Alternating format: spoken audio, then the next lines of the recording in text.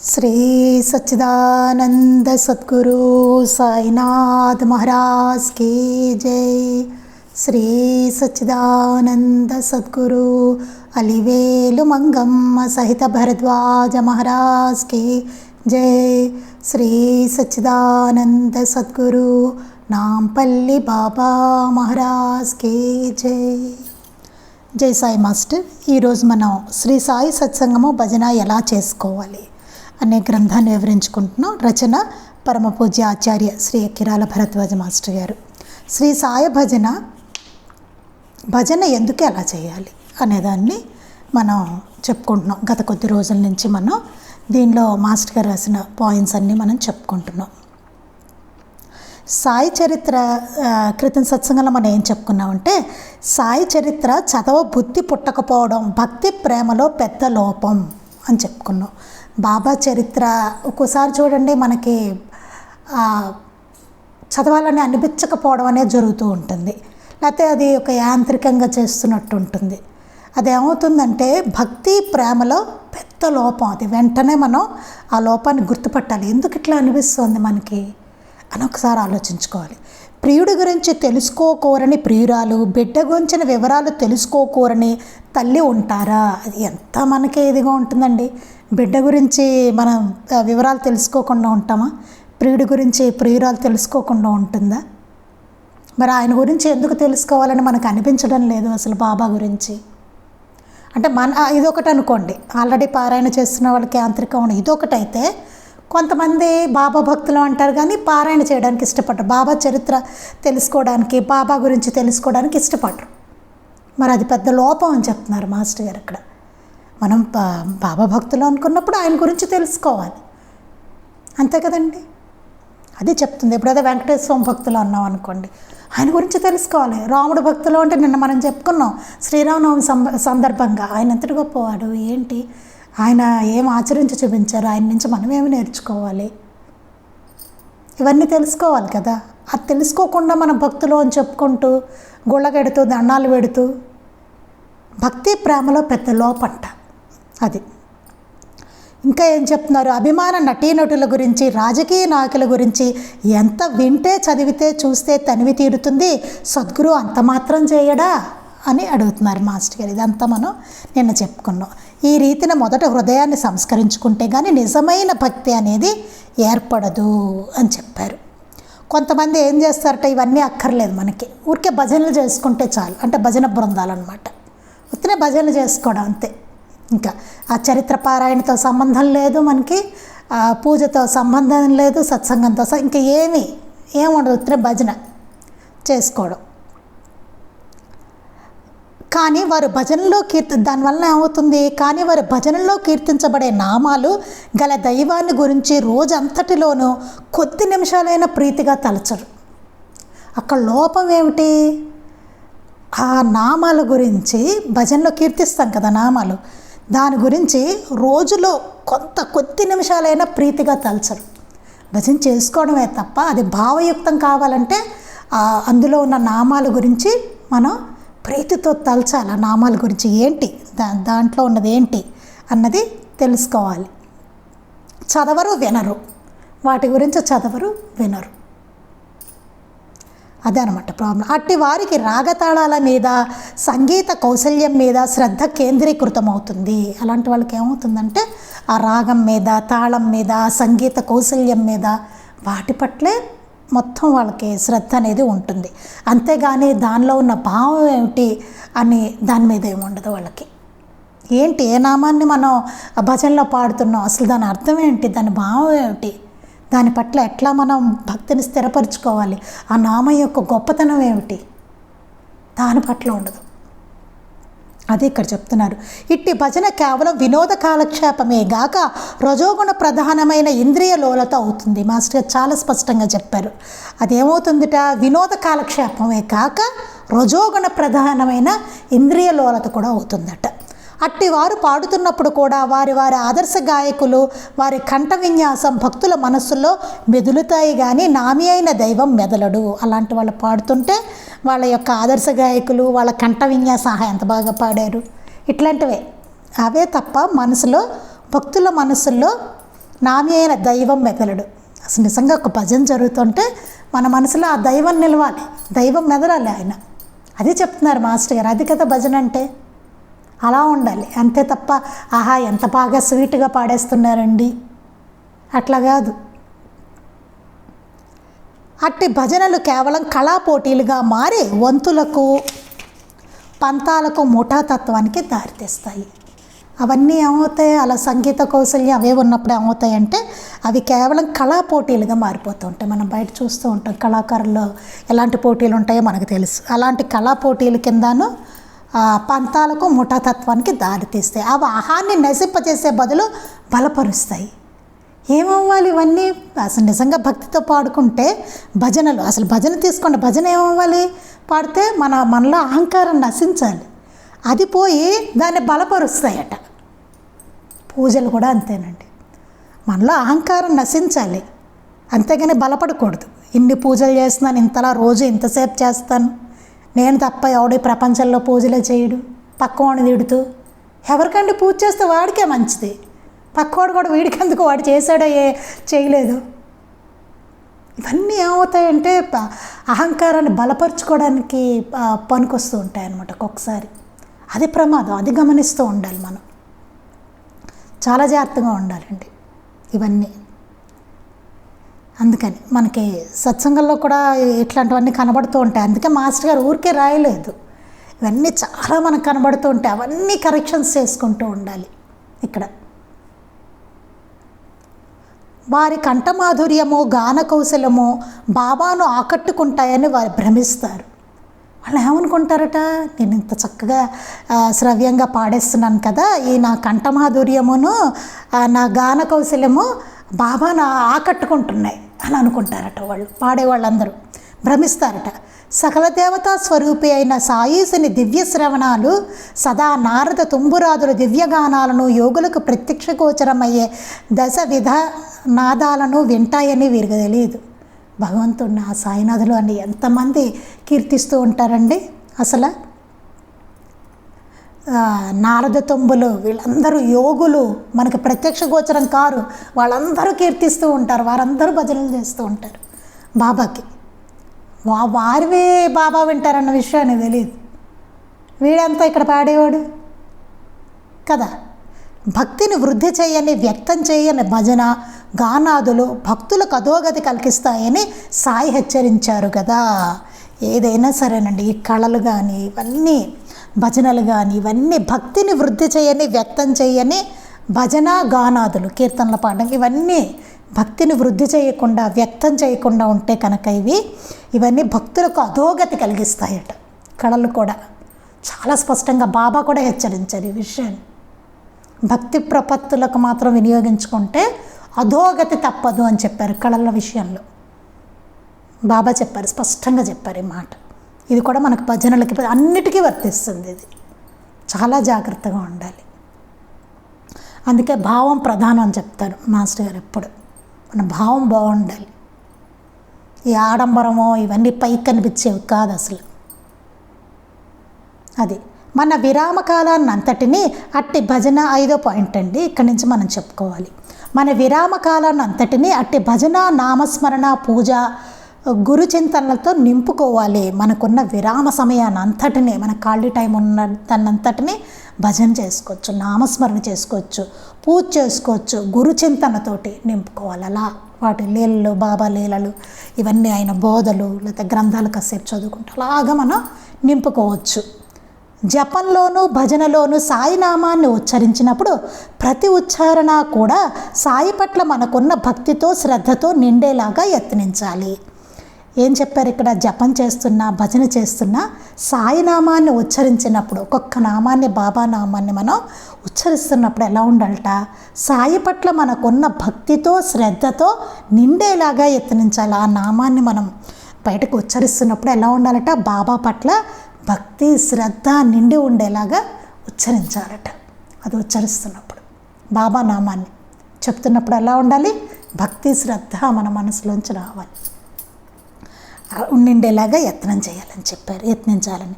బిడ్డను తల్లి బంగారు తండ్రి అని ముద్దులు ఒలికించిన, ప్రియుడు ప్రియురాలని ప్రీతితో పదే పదే ముద్దు పేర్లతో సంబోధించుకున్న వారి హృదయం భావంతో ఎలా నిండుతుందో అలానే భక్తుని హృదయము నిండాలి. చూడండి ఇక్కడ ఏం చెప్పారంటే, చాలా అంటే ఎంత ప్రేమతో మనం బాబాని తలుచుకోవాలో ఇక్కడ చూడండి. అసలు ఏం చెప్పారు? బిడ్డను తల్లి బంగారు తండ్రి అని ముద్దులు ఒలికించిన. అందరు తల్లులకి ఇది అనుభవం. మన బిడ్డ దగ్గరికి వెళ్ళి బంగారు తండ్రి అంటాం, ముద్దు ముద్దుగా వాడిని ఏదో పిలుస్తాం కదా. అప్పుడు ఎలా ఉంటుంది మన మనసులో? ఆ ప్రేమ ఎలా ఉంటుంది తల్లికి బిడ్డ పట్ల? మగవాళ్ళకైనా సరే అండి, బిడ్డను దగ్గరకు తీసుకుని వాడిని ముద్దులు ఒలికిస్తుంటప్పుడు ఎట్లా ఉంటుంది? వాడిని ముద్దుగా దగ్గర తీసుకుంటున్నప్పుడు వాడి పేరు పెట్టి పిలుస్తున్నాం, బంగారు తండ్రి అంటున్నాం వాడిని. అప్పుడు ఎలా ఉంటుంది మన మనసులో? అది వ్యక్తం అవ్వాలి, అంతటి ప్రేమ రావాలి. అది ప్రియుడు ప్రియురాలని ప్రీతితో పదే పదే ముద్దు పేర్లతో సంబోధించుకున్న. ప్రియురాలని ప్రియుట్ట ఏవో ముద్దు పేర్లు పెట్టుకుని సంబోధిస్తున్నాడు, రకరకాల రోజుకొక పేరుతోటి సంబోధించుకుంటున్నాడు అనుకోండి. ఎలా ఉంటుంది? ఎంత ప్రేమతో సంబోధిస్తున్నాడు. వేరు పేర్లే. మన పిల్లలు కూడా చూడండి, ఒకసారి బంగారు తండ్రి అంటాం, ఒకసారి నాన్న అంటాము, ఇంకోసారి వాడు పెట్టే పేరుతో పిలుస్తాం. ఏదో రకరకాలుగా ఏదో ముద్దు పేరు ఉంటుంది వాడికి, దాంతో పిలుస్తాము కదా. మన వాడి పేరులో షార్ట్ కట్తో ఒకసారి పిలుస్తాము. అలా రకరకాలుగా పిలుస్తూ ఉంటాం కదా మన పిల్లల్ని. మనం ఏదైనా వాడే పలుకుతాడు అక్కడ పిల్లాడు. అలాగే ప్రియుడు ప్రియురాలంటే ఎన్నో పేర్లతో సంబోధించుకున్న వారి హృదయం భావంతో ఎలా నిండుతుందో, ఎట్లా వస్తుంది అది? ఎంత భావంతో నిండుతుంది మనసులో? అలానే భక్తుని హృదయము నిండాలి. అలాగే భక్తుడి హృదయం కూడా అట్లా నిండాలట. పిలుస్తున్నప్పుడు బాబా పట్ల మనకు అట్లా ఉండాలి. మన హృదయం అలా నిండకపోవడానికి కారణం మనకు అన్య విషయాలపై ఎక్కువ ఆసక్తి ఉండడమే. మనకి ఎందుకు అట్లా అసలు నిండట్లేదు ఆ భావన, ఎందుకు రావట్లేదు బాబా పట్ల అని అనుకున్నాం అనుకోండి. అలా నిండకపోవడానికి మన హృదయం కారణం ఏంటంటే మనకు అన్య విషయాలపై ఎక్కువ ఆసక్తి ఉండడమే. మనకు మిగతా విషయాల పట్ల ఆసక్తి ఎక్కువ ఉంది, దాంతో నింపేసుకుంటున్నాం మన హృదయాన్ని. ఆయనతో నింపుకోవాల్సింది పోయి, ఆయన పట్ల ప్రేమతో భక్తి శ్రద్ధ అది నింపుకోవాల్సింది పోయి, మన మిగతా విషయాల పట్ల అన్య విషయాలు, పనికిరాని విషయాలు అన్నీ మన మనసులో నింపుకుంటాం. అది ప్రాబ్లం మనకున్నది. అన్య విషయాల జోలికి ఎక్కువ వెళ్తూ ఉంటాం మనం. రోజంతటిలోనూ గమనించండి, భగవంతుడి కోసం ఎంత సమయాన్ని పెట్టుకుంటాం, అన్య విషయాలకు ఎంత సమయాన్ని పెట్టుకుంటాం మనం. చూడండి, తెలియకుండా వాటికి చాలా ఎక్కువ ఉంటుంది, చాలా ఎక్కువ ఉంటుంది. గమనించుకుంటే ఒకసారి కూర్చుని మనం చూసుకోవాలి. మనకి మనమే జడ్జి, ఇంకెవరూ లేరు, ఎవరిని అడగక్కర్లేదు. మనమే చూసుకోవాలి. ఎంత అన్య విషయాలకు ఎంత టైం పెట్టుకుంటున్నాం, ఆయన కోసం ఆయన్నే స్మరించుకుంటూ, ఆయన చరిత్ర చదువుతూ, ఆయన పూజ చేస్తూ, ఆయన గురించి పోని మా పనులు ఉన్నాయి, ఓకే, లోపల భావాన్ని నింపుకోవచ్చు కదా పనుల్లో కూడా. మనం ఆయన తలుచుకోవడానికి ఏంటి అభ్యంతరం? ఎవరు అడ్డొస్తారు? మన మనసులో తలుచుకోవడానికి ఎవరైనా అడ్డొస్తారా? పైకి అయితే అనుకోవచ్చు, మనసులో తలుచుకోవడానికి ఏమి కదా. కూర్చుని చోట కూర్చొని చేయలేకపోవచ్చు, మన పనులు ఉన్నాయి కరెక్టే. ఆయన సేవగా భావనతోటి బాబాకు చేస్తున్నాం అనుకుంటూ, ఆయన లీలలు స్మరించుకుంటూ, ఆయన బోధలు స్మరించుకుంటూ, ఆయన గురించి ఆలోచిస్తూ, ఆయనకే చేస్తున్నట్టుగా అనుకుంటూ చేయొచ్చు. ఆ టైం అంతా మనదే కదా. అట్లా కాకుండా మనం ఏం చేస్తాం? అన్య విషయాల్లోకి వెడతాం. జనరల్గా మన అందరికీ జరిగేదే అది. అదే అట్లాంటివన్నీ కరెక్షన్స్ చేసుకోమని చెప్తున్నారు. సాధ్యపడుతుంది, మీరు ఈ కరెక్షన్స్ చేసుకోండి, సాధ్యపడుతుందని చెప్తున్నారు మాస్టర్ గారు ఇక్కడ. మనకేమవుతుంది? మనకు అన్య విషయాలపై ఎక్కువ ఆసక్తి ఉండడమే. దానిని సద్గురు స్మరణతో, వివేక వైరాగ్యాలతో, సర్వం సాయమయమన్న గుర్తింపుతో తొలగించుకోవాలి. మరి ఎట్లా తొలగించుకోవాలి అన్య విషయాల పట్ల దీన్ని అంటే?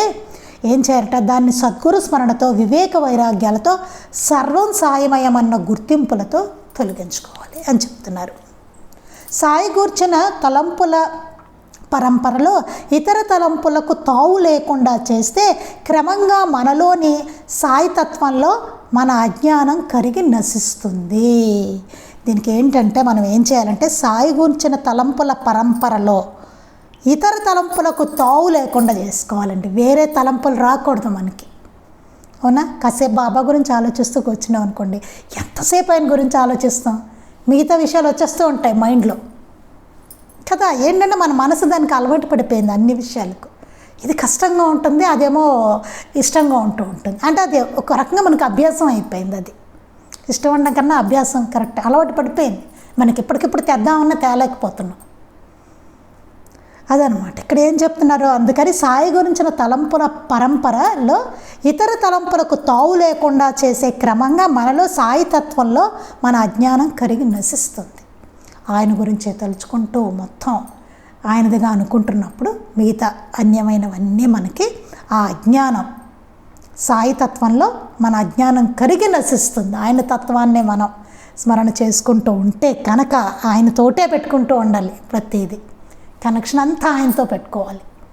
పెట్టుకున్నప్పుడు ఏమవుతుంది, ప్రతిదీ మనం చేసేదంతా ఆయనదే అవుతుంది, ఆయన సేవే అవుతుంది, ఆయన తలంపే అవుతుంది.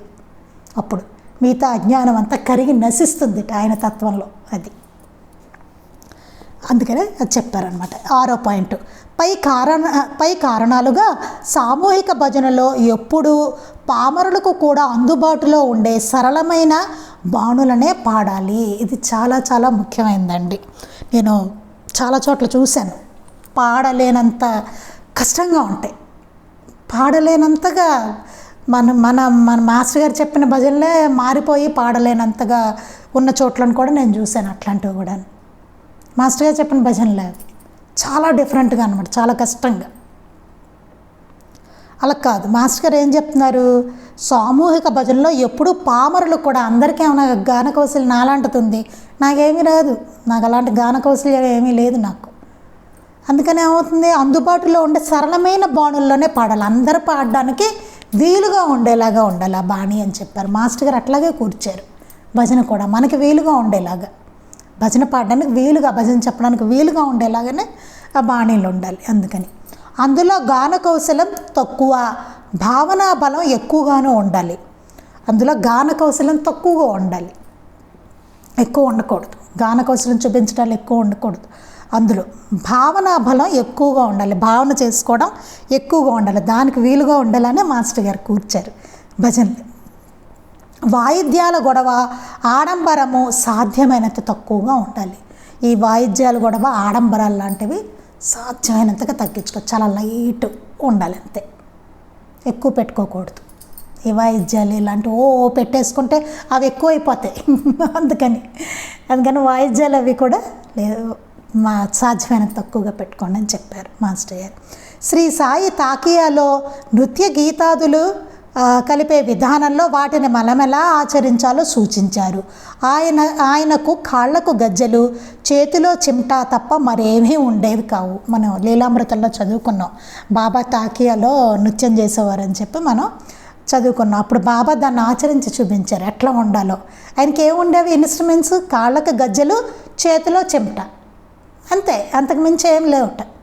చాలా లైట్ ఇన్స్ట్రుమెంట్స్ అన్నమాట, ఎక్కువ హడావుడు లేకుండా మరేమీ ఉండేవి కాదు, అంతే ఆయన దగ్గర. భజనలో కేవలం చేతులు తట్టడం ఎక్కువ ప్రయోజనకారి అని శ్రీ రామకృష్ణ పరమహంస కూడా తమ ఆచరణ ద్వారా బోధించారు. రామకృష్ణ పరమహంస కూడా చెప్పారు, భజన చేసేటప్పుడు చూడండి చేతులు తడతాం కదా, అది ఎక్కువ ప్రయోజనకారిట భజన చేస్తున్నప్పుడు అని రామకృష్ణ పరమహంస కూడా చెప్పారట, బోధించారట. ఆయన కూడా తమ ఆచరణ ద్వారా, అంటే ఆయన కూడా భజనప్పుడు చేతులు తట్టారనమాట, తడుతూ. మాస్టర్ గారు కూడా ఇట్లా తడుతూ పాడేవారు మాస్టర్ గారు కూడా భజన. అలా చేతులు తట్టడం కానీ, గానం కానీ బృందంలోని తక్కిన వారితో కలిసిపోవాలి కానీ ప్రత్యేకంగా ఉండాలని భక్తులు ఎన్నడూ ప్రాకులాడరాదు. అలా చేతులు తట్టడంలో కానీ, భజన పాడడంలో కానీ బృందంలో అందరితోటి తక్కిన వారితో కలిసిపోవాలి, కలవాలి తప్ప ప్రత్యేకంగానో ఉండాలని భక్తులు ఎన్నడూ ప్రాకులు ఆడకూడదు. అబ్బా నాకు గొంతు బాగుంటుంది కాబట్టి బాగా వినిపించాలి నాది, లేకపోతే అందరిలోకి చక్కగా వినబడాలి అనేసి వాళ్ళు కొంచెం అట్లా గట్టిగా పాడడం, మిగతా వాళ్ళతో కలవకుండా పాడడం, అట్లాంటివి ఉండకూడదు. ఒకవేళ ఎవరికైనా కొంచెం తడబాటు వచ్చింది అనుకోండి, అందరికీ ప్రాక్టీస్ ఉండదు కదా, ఏదైనా తడబాటు వస్తే మిగతా వాళ్ళు పాడుతున్న దాంతో కలుపుకొని పాడుకోవాలి, అట్లా అన్నమాట. చక్కగా అందరూ ఒకే బాణీలో పాడుకోవాలి. చేతులు తడుతూ భజన పాడుతూ చక్కగా చెప్తూ చేసుకోవాలన్నమాట. అందరూ కలిసిపోవాలి, కలిసి పాడడం అనేది రావాలి. ఫస్ట్లో కొంచెం స్టార్టింగ్లో అటు ఇటుగా ఉంటుంది. నెమ్మదిగా ఎక్కడ ఫాస్ట్ స్లో అవుతుందో చూసుకుని అందరూ కలిసి జాగ్రత్తగా దాన్ని సెట్ చేసుకుంటూ రావాలన్నమాట. అది కొంచెం అలవాటు అవుతుంది. ఒక 2-3 సత్సంగాలు అయ్యేసరికి అలవాటు అవుతుంది. భజన వస్తుంది కొంచెం నోటికి రాగానే, ఆ క్రమ పద్ధతిలో పాడడం అనేది అలవాటు అవుతుంది. కొత్తలో కొంచెం కష్టంగా ఉంటుంది. తర్వాత నెమ్మదిగా ఆ సర్దుకోవడం అన్నది రావాలి. ఇప్పుడు అది వచ్చిందనుకోండి, చక్కగా హాయిగా అందరూ ఒకే బాడీలో చక్కగా పాడుకుంటూ అందరూ కలిసి చేసుకుంటారు భజన. చాలా బాగుంటుంది అప్పుడు. అప్పుడు గాన కౌశల్యాలు అలాంటివి ఉపయోగించకూడదు. అందరూ కలిసి పాడాలి చేతులు తడుతూ. పైన చెప్పినట్లు అన్యచింతలు తొలగి నామి అయిన సద్గురుని మీద, దైవం మీద నిలవాలంటే ఒకే నామాన్ని ఎక్కువసార్లు ఇట్టి ప్రయత్నంతో గానం చేయాలి. పైన చెప్పినట్టు అన్యచింతలు తొలగి, వేరే ఆలోచనలు ఇవన్నీ తొలగి ఆ సద్గురుని మీద, దైవం మీద మన మనసు నిలవాలంటే ఆ నామాన్ని ఎక్కువసార్లు ఇట్టి ప్రయత్నంతోనే గానం చేయాలి అని చెప్తున్నారు. ఎక్కువసార్లు ఆ నామాన్ని, మనకు అరుణాచల శివ ఎన్నిసార్లు ఉంటుందండి, అలాగా వస్తూ ఉంటుంది భజనలు. అలాగే మళ్ళీ మనం ఎప్పుడైనా భజన చేసుకున్నప్పుడు ఓం సాయినాథ జై, గురు భరద్వాజ జై అని చెప్తూ ఉంటాం. ఎన్నిసార్లు అలా రిపీట్ చేసుకుంటాం, చెప్తూ ఉంటాం. ఎందుకంటే అప్పుడు మనకి నిలుస్తుంది. ఎక్కువసార్లు అలా చెప్తుంటే అన్యచింతలు తొలగి ఆ సద్గురుని మీద, ఆ దైవం మీద మనసు కాసేపటికైనా టక్కుని నిలుస్తుంది మనకి. ఫస్ట్లో కొంచెం అటు ఇటు వెళ్ళినా తర్వాత నిలుస్తుంది అన్నమాట. అది ఆ నామాన్ని ఎన్నిసార్లు ఎంతసేపు పలికామన్న దానికంటే మనలో సరి అయిన భావం ఎంతవరకు నాటుకున్నదన్న దాని మీద మన దృష్టి ఉండాలి. మనకేమనిపించాలి, ఆ నామాన్ని ఎంతసేపు పలికాము, ఎన్నిసార్లు పలికాం, దానికన్నా మనలో సరి అయిన భావం ఎంతవరకు నాటుకున్నదన్న దాని మీద మన దృష్టి ఉండాలి. ఎన్నిసార్లు పలికాం, ఎంతసేపు పలికాం కాదు, మన భావం నిలిచిందా లేదా, ఎంతవరకు నాటుకుంది ఆ భావం అన్న దాని మీద మన దృష్టి ఉండాలి అని చెప్పి, మన దృష్టి దాని మీద ఉండాలి. ఎంతసేపు ఈ నామాన్ని పలికాను, లేకపోతే ఎన్నిసార్లు పలికాను, అది కాదు. అది చెప్తున్నారు. మన దృష్టి అక్కడ ఉండాలి, నాటుకోవాలి దాని మీద సరి అయిన భావం. మన ఒక్కరికి భావం నిలిచిన సాటి వారందరూ అలా నిలుపుకునేందుకు ఉపకరించుకునేలాగా ఒకే నామాన్ని ఎక్కువసేపు గానం చేయడం అవసరం. ఒకవేళ ఏదో ఎవరికో భావం చక్కగా నిలుస్తోందే అనుకోండి, నిలిచిన సాటి వారందరూ అలా నిలుపుకోవాలి. మరి మిగతా వాళ్ళందరూ కూడా నిలవాలి కదా. అందుకనే అది ఉపకరించేందుకే ఒకే నామాన్ని ఎక్కువసేపు గానం చేయాలి అని చెప్తున్నారు మాస్టర్ గారు. అలా చేయడం అవసరం అని చెప్తున్నారు. నెక్స్ట్ 7వ పాయింట్. ఇలా అని భజన సమయం అంతా ఒకే నామాన్ని గానం చేస్తే మనలో దాగి ఉన్న దేవతలందరూ వేరు అన్న భావం మిగిలిపోయే ప్రమాదం ఉన్నది. ఇలా అని భజన సమయం అంతా, పోనీ మొత్తం ఉన్న భజన అంతా ఒకే నామాన్ని గానం చేస్తే, ఒకే నామాన్ని తీసుకుని ఉన్న టైం అంతా గానం చేసామనుకోండి, దేవతలందరూ వేరన్న భావం మిగిలిపోయే ప్రమాదం ఉంది. అప్పుడేమవుతుంది, వేరు దేవతలు, ఒక నామాన్ని తీసుకున్నాం కాబట్టి దేవతలందరూ వేరు అనే భావన మిగిలిపోయే ప్రమాదం కూడా ఉంది అంటున్నారు. దేవతలు అనేకమైన అన్ని నామరూపాల్లో ప్రకటమైనది పరమాత్మ ఒక్కటే. దేవతలు అనేకం ఉన్నా సరే అన్ని నామరూపాల్లోనూ ప్రకటమయ్యేది మాత్రం ఆ ఒక్కడే పరమాత్మ. వారందరి రూపాల్లో కూడా ఒక్కడే పరమాత్మ అని చెప్తున్నారు. వారంతా వేరన్న భావం రాగయుక్తమైన అవివేకమని, అట్టి శ్రద్ధకు ఫలితం అల్పమని భగవద్గీత స్పష్టంగా చెబుతుంది. వారంతా వేరన్న భావం కలగడం రాగయుక్తమైన అవివేకం అని, అది అవివేకంట. దేవతలు వేరన్న భావన కలగడం అనేది అవివేకమని, అట్టి శ్రద్ధకు ఫలితం అల్పమని, అలాంటి శ్రద్ధకు ఫలితం అల్పంట, చాలా అల్పమైన ఫలితం వస్తుందని భగవద్గీత స్పష్టంగా చెప్పింట. శ్రీ సాయి సకల దేవతలు తామేనని భక్తులకు నిరూపించడంలోని సూత్రం ఇదే. అందుకే మీరు వేరు అనుకుంటున్నారా, అన్ని పరమాత్మ రూపాలు అని చెప్పి, అందుకే బాబా సకల దేవతా స్వరూపమని భక్తులకు నిరూపించారు. తెలుసు కదా, మనం ఒకరికేమో విఘ్నేశ్వరుడు వినాయకుడిగా ఆయన విఘ్నేశ్వరుడిగా దర్శనమిచ్చారు, ఇంకొకరికి మారుతిగా దర్శనమిచ్చారు, ఒక ఆవిడ భజన చేస్తే శ్రీరాముడిగా దర్శనమిచ్చారు. ఇలా అనేక రూపాల్లో అనేక దేవీ దేవతల రూపాల్లో ఆయన దర్శనమిచ్చారు. ఆ సూత్రం అందుకోసమే, అది తెలపడం కోసమే. మీరు ఏ నామాన్ని అక్కడ జపిస్తున్నా ఒకటే అక్కడ పరమాత్మ అని చెప్పడానికి. ఇట్టి అవగాహన మనలో నాటుకునేందుకు పరిమిత సంఖ్యలోని కొన్ని దివ్యనామాలను సంకీర్తన చేయడం అవసరం. అందుకని ఇలాంటి భావన మనకి నాటుకోవాలంటే, అంటే ఏ నామంతో పిలుస్తున్నా అన్నీ మీరే బాబా అని చెప్పడం అన్నమాట. అందుకని పరిమిత సంఖ్యలోని కొన్ని దివ్యనామాలను సంకీర్తన చేయడం అవసరం. దానికి కూడా ఒక పరిమిత సంఖ్యలో, మరీ ఎక్కువ పెట్టేసుకున్న కష్టం, ఒక లిమిటెడ్గా అనమాట. ఆ దివ్యనామాలను సంకీర్తన చేయడం అనేది అవసరం అని చెప్పారు మాస్టర్ గారు. అలా అని ప్రతిరోజు కొత్త కొత్త దేవతల నామాలను స్మరిస్తే చాలదు. అంటే ఈసారి సత్సంగంలో ఈ దేవతా నామాలు, తర్వాత సత్సంగంలో ఇంకో దేవుడి నామాలు, అలా కుదరదు. మళ్ళీ అట్లా వద్దంటున్నారు, అదో రకమైన కన్ఫ్యూజన్లోకి వెడతాం. అట్లా వద్దని చెప్తున్నారు. అట్లా చాలదు. కొన్నిట్ల పట్ల మన భావం స్థిరపడ్డాక మరికొన్ని నామాలు గానం చేయవచ్చు. ప్రతి నామము ఒక దైవ లక్షణాన్ని వర్ణించేదిగా ఉంటుంది. అట్లా కాకుండా మన భక్తి స్థిరపడాలి, ముందు దాని మీద ఫోకస్ చేసుకోమని చెప్తున్నారు. ఆ నామాన్ని గానం చేసేటప్పుడు దాని తాత్వికమైన అర్థాన్ని చింతన చేసి అది కూడా సర్వదేవతామయుడైన సాయితత్వాన్నే వర్ణిస్తుందన్న భావాన్ని పొందాలి.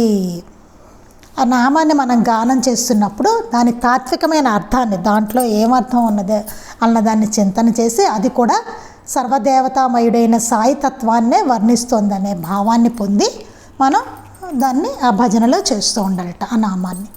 8వ పాయింట్, భజన అయ్యాక భక్తులందరూ కనులు తేలికగా మూసుకొని కానీ కనులు తెరిచి కానీ ఆ సద్గురునిపై దృష్టి నిలిపి ప్రశాంతతను అనుభవించాలి. భజన అయిపోయిన తర్వాత భక్తులందరూ ఏం చేయాలి? కళ్ళు అలా తేలిగ్గా మూసుకొని కానీ కళ్ళు తెరిచి కానీ ఆ సద్గురునిపై దృష్టి నిలిపి ప్రశాంతతను అనుభవించాలి.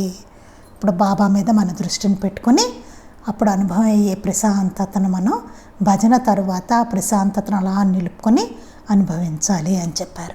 అట్టి ప్రశాంతత భజనానంతరము తప్పక అనుభవం అవుతుంది. ప్రతి వారికి భజన చేసిన తర్వాత అట్టి ప్రశాంతత భజన తర్వాత అనుభవం అవుతుంది కూడానండి. చూసుకోండి, ఎప్పుడైనా సత్సంగంలో భజన అంతా చేసేసిన తర్వాత ఆయన అలా చూస్తుంటే చక్కగా ఒక ప్రశాంతత మనకి అనుభవం అవుతుంది. అదే అందులో ఉన్నది, భజనలో ఉన్న సీక్రెటే అది. చక్కగా ప్రశాంతంగా హాయిగా ఉంటుంది భజన అయిపోయిన తర్వాత. దాన్నే అనుభవించండి అని చెప్తున్నారు మాస్టర్ గారు. ఆ ప్రశాంతతను నిలుపుకోండి అని చెప్తున్నారు. అదే భజన యొక్క ఫలితమని చెప్పవచ్చు. అది సీక్రెట్ చెప్పారుగా ఇక్కడ. అదే భజన యొక్క ఫలితం. చేసిన తర్వాత ప్రశాంతత అనుభవం అవుతుంది. అదే భజన యొక్క ఫలితం. దానిని అనుభవించకనే పక్కవారితో మాట్లాడడం, తీర్థప్రసాదాలు తీసుకుని వెడలిపోవడం అవివేకం. దాన్ని అనుభవించకుండానే పక్కవారితో మాట్లాడడం కానీ లేకపోతే తీర్థప్రసాదాలు తీసేసుకుని వెంటనే వెళ్ళిపోవడం కానీ అవివేకం. అట్లా చేయకండి అని చెప్తున్నారు. పై చెప్పిన ప్రశాంతతే నిజమైన తీర్థము ప్రసాదము. మిగతావన్నీ బాహ్యమైనవండి. నిజంగా అనుభవిస్తాం చూసారా ప్రశాంతత, అదే నిజమైన తీర్థము ప్రసాదము. సామూహికంగా భజన చేసేటప్పుడు భావం ప్రధానంగా ఆరంభించి అది స్థిరపడ్డాక దానిని బాణితో మనసా జోడించి బాణి, రాగము, తాళాల సహాయంతో మనస్సును భావంలో నిలపగలగాలి. అది ఎంతగా మనకు కుదురుతుందో అంత గాఢంగా తర్వాత శాంతి అనుభవం అవుతుంది. మొదట ఏమవుతుంది, మనకి భజన చేసేటప్పుడు భావం ముందు ప్రధానంగా ఆరంభించాలి. ముందు భావన చక్కగా చేసుకోవాలి. మనసు చక్కగా పెట్టుకుని ఆయన్నే తలుచుకుంటూ భావన ముందు ఆరంభించి అది స్థిరపడుతుంది. స్థిరపడిన తర్వాత దానిని బాణీతో మనసా జోడించి, అప్పుడు ఆ బాణీతో జోడించాలి.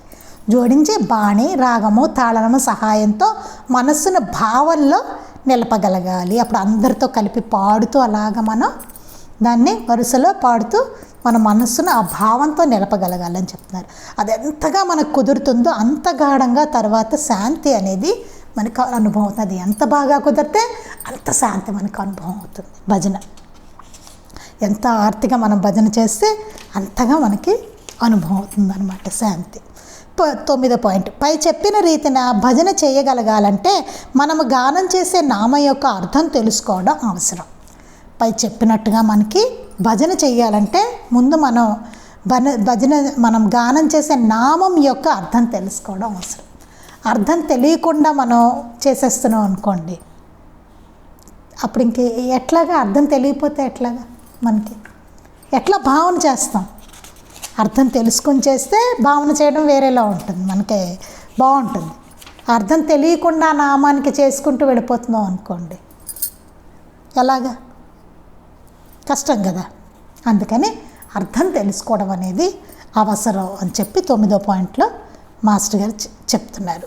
ఇంకా ఈ పాయింట్లో చాలా ఉందండి, ఇప్పుడు మళ్ళీ మధ్యలో ఆపాల్సి వస్తుంది, అందుకని ఇక్కడితో నేను ఆపుతున్నాను. ఇంకా ఉదాహరణ చెప్తారు మాస్టర్ గారు ఎలా మనం భావన చేయాలి అన్నదాన్ని మాస్టర్ గారు తర్వాత మనకి చెప్తారు. చాలా బాగుంటుంది. 9వ పాయింట్ చాలా ఉపయోగకరమైనది, మనకు చాలా అవసరమైనది 9వ పాయింట్.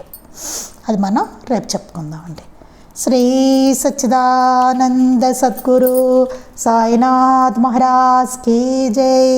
శ్రీ సచ్చిదానంద సద్గురు అలివేలు మంగమ్మ సహిత భరద్వాజ మహారాజ్ కీ జై. శ్రీ సచ్చిదానంద సద్గురు నాంపల్లి బాబా మహారాజ్ కీ జై. గురుదేవ దత్త అవధూత చింతన. లోకా సమస్తాః సుఖినో భవంతు. లోకా సమస్తాః సుఖినో భవంతు. లోకా సమస్తాః సుఖినో భవంతు. జై సాయి మాస్టర్.